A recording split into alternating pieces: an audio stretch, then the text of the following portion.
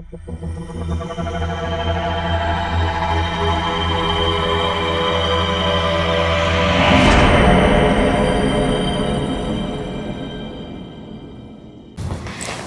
நேயர்களுக்கு வணக்கம்.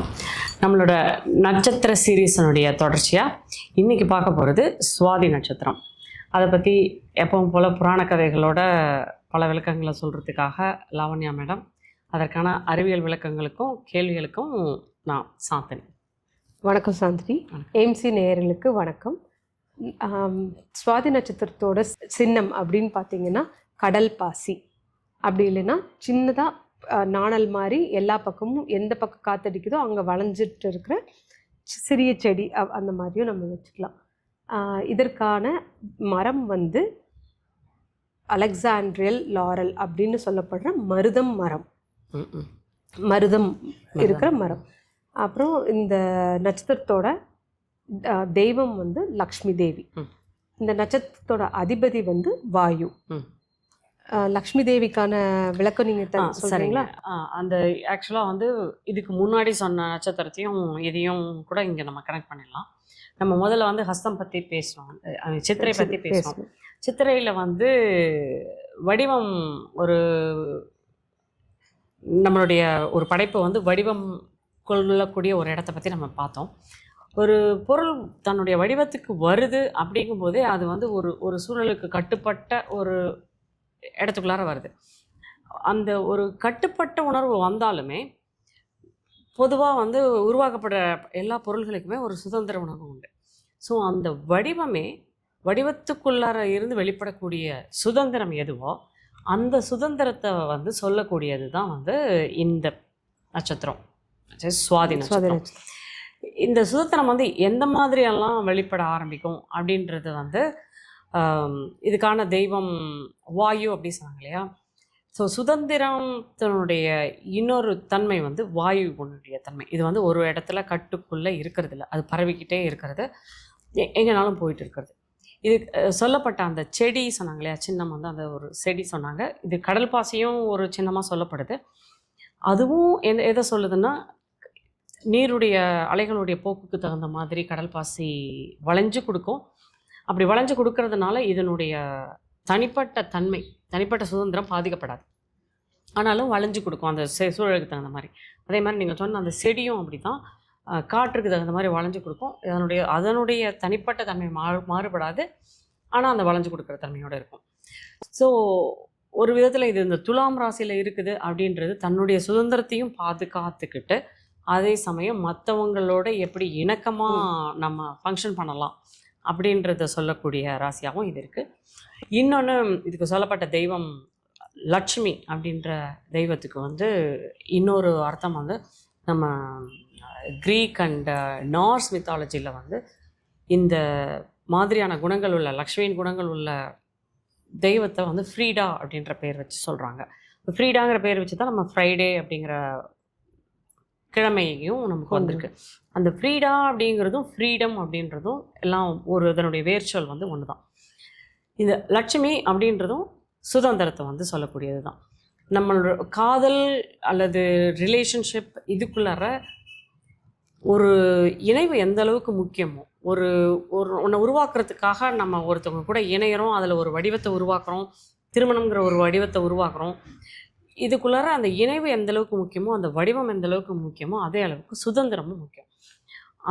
அப்படிப்பட்ட சுதந்திரத்தை சொல்கிறது தான் லட்சுமின்றதும், அதுவும் ஒரு செல்வம். சுதந்திரம்ங்கிறது ஒரு முக்கியமான ஒரு செல்வம்.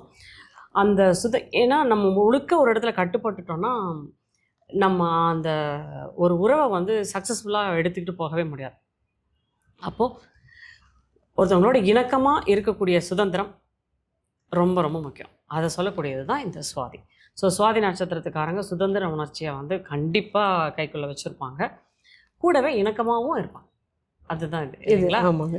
ஸோ இது சார்ந்த நிறைய புராண கதைகள் இருக்குது, அதை லாவண்யா மேடம் சொல்லுவாங்க. சொல்லுங்கள். தேங்க்யூங்க. இப்போது நம்ம வாயு தான் இதுக்கான தேவதைன்னு பார்த்தோம் இல்லைங்களா? அப்போ இந்த வாயுக்கு வந்து இன்னொரு பேர் இருக்குது. அது பேர் வந்துட்டு நிஷ்டியா. நிஷ்டியா அப்படின்னு சொன்னாவே எதிலோடும் சேராதிருப்பவர் அப்படின்னா, இப்போ நம்ம பார்த்தீங்கன்னா காற்று வந்து ஒரு இடத்துல அடக்கி வைக்க முடியாது இல்லைங்களா, அந்த மாதிரியான தன்மை கொண்டவங்க. அப்போ இப்போ அக்னி வந்து நம்ம வீட்டு கிரகம்னு சொல்றோம். லைக் ஃபேமிலி மேன் அப்படிங்கிறது அக்னினா, இவர் வந்து அவுட்காஸ்ட் அப்படின்னு சொல்ற எதுலையுமே சேராது இருப்பவர். எங்கேயுமே வந்துட்டு அவரை அடைச்சி வைக்க முடியாது.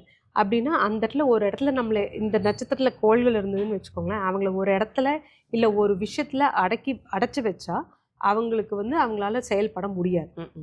அப்போ எது ஒன்று நிரந்தரமோ அந்த நிரந்தரத்துலேயும் இவங்க இருக்க மாட்டாங்க. ஏன்னா இவங்களை பொறுத்த வரைக்கும் சூழ்நிலை மாறிட்டே இருக்கணும். அப்போ ஒரு சூழ்நிலையில வந்து கம்ஃபர்டபுள்னு சொல்றீங்களா, கம்ஃபர்ட் ஜோன் அப்படின்னு சொல்றீங்களா, எப்போ இவங்க வந்து ஒரு கம்ஃபர்ட் ஜோனுக்குள்ளார போயிட்டாங்கன்னு இவங்க ஃபீல் பண்றாங்களோ அப்போ அதை உடைச்சிட்டு அடுத்த ஜோனுக்கு போயிடுவாங்க.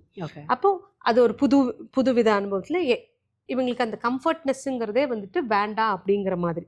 லைக் ஏன்னா அது வந்து அவங்களுக்கு ஒரு சிறை மாதிரின்னு வச்சுக்கோங்களேன். கம்ஃபர்ட் ஜோனுங்கிறது இவங்களுக்கு ஒரு சிறை மாதிரி. அப்போ இவங்க அதில் வந்து வெளியில போய் நிறைய எக்ஸ்பீரியன்ஸ், அப்போ அனுபவத்தை வந்துட்டு நிறைய விதமான அனுபவத்தை சொல்றது தான் இந்த நட்சத்திரம். அப்போ இவங்களை கட்டுப்படுத்த முடியாது அப்படிங்கிறதுனால இவங்களோட சூழ்நிலை வந்து எப்பவுமே எப்படி இருக்கணும்னா மாறிட்டே இருக்கிற மாதிரியான சூழ்நிலையில இவங்க தன்னைத்தானே கொண்டு போய் போட்டுக்கலாம். எப்பெல்லாம் அவங்க வந்துட்டு தான் வாழ்க்கையில முன்னேறலை இல்லை தான் வாழ்க்கையில வந்துட்டு ஸ்டாக்னண்ட்டாக இருக்கிறாங்க அப்படின்னு நினைக்கிறாங்களோ அப்பெல்லாம் வந்துட்டு ஒரு ட்ரிப்புக்கு போகிற மாதிரியோ இல்லைன்னா ஒரு சூழ்நிலை மாற்றம் மாதிரியோ இல்லை ஏன்னா இந்த ஜாப் இருக்கும் இல்லைங்களா, ட்ராவலிங் ஜாப் அப்படிங்கிற மாதிரி. நீங்கள் இப்போ சொல்லும்போது தான் எனக்கு ஞாபகம் வருது. என்னோட ஃப்ரெண்ட் ஒருத்தவங்க இருக்காங்க, அவங்களுக்கு இந்த சுவாதி கிரகத்தில் தான் வந்து சனி கிரகம் இருக்குது. இவங்களோட வந்து வேலையும் மாறிட்டே இருப்பாங்க. அப்புறம் ஃபைனலாக வந்துட்டு ஒரு குறிப்பிட்ட வேலையில் வந்து தொடர்ந்து இருக்கணும்னு ரொம்ப முயற்சி பண்ணி இருக்க ஆரம்பித்தாங்க. ஆனால் என்ன ஆச்சுன்னா அந்த வேலையில் வந்துட்டு அவங்க சுற்றிக்கிட்டே இருக்கணும், எங்கேயாவது நகர்ந்துகிட்டே இருக்கணும்னு வச்சுக்கோங்களேன், ஒரு இடத்துல இருக்க முடியாது அந்த மாதிரி வேலை. அப்படி இருக்கும்போது அவங்களுக்கு அந்த பெர்மனெண்ட்டாக ஒரு இடத்துல இருக்க முடியுது அந்த வேலைக்கு. ஆனால் ஒரே இடத்துல இருக்கிற மாதிரி வேலை வரும்போது அவங்களுக்கு வேலை மாறிக்கிட்டே இருக்கிற மாதிரி ஆயிடுது. அப்போது அந்த மாதிரி இடத்துங்களில் வந்து சனி கிரகம் இருக்குதுன்னா அவங்க பெட்டர் ட்ராவல் பண்ணுற மாதிரியான ஒரு வேலையை பார்த்துக்கிட்டாங்கன்னா அந்த வேலை பெர்மனெண்ட்டாக அவங்களுக்கு நிலைக்கும். ஆமாம் அப்படின்றது உண்மைதான் இல்லைங்களா? ஆச்சரியமாக இருக்குது இதை கேட்கும்போது. நைஸ். ஆமாங்க.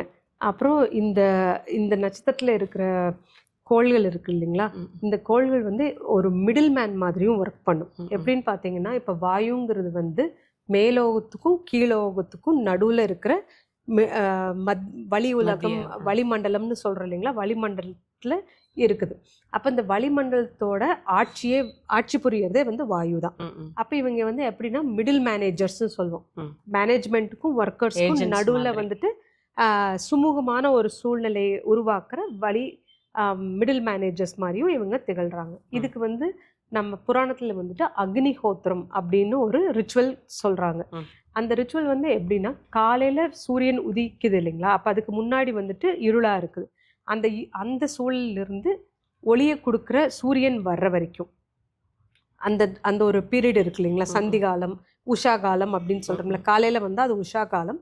அதே மாதிரி சாயந்தரம் மாலையில் வந்து சூரியன் மறைஞ்சு வீட்டில் நம்ம தீ பற்றி விளக்கு இல்லைன்னா விளக்கு பற்ற வைக்கிற அந்த நேரம் அதுதான் நம்ம சந்தியா காலம்னு சொல்கிறோம் இல்லைங்களா.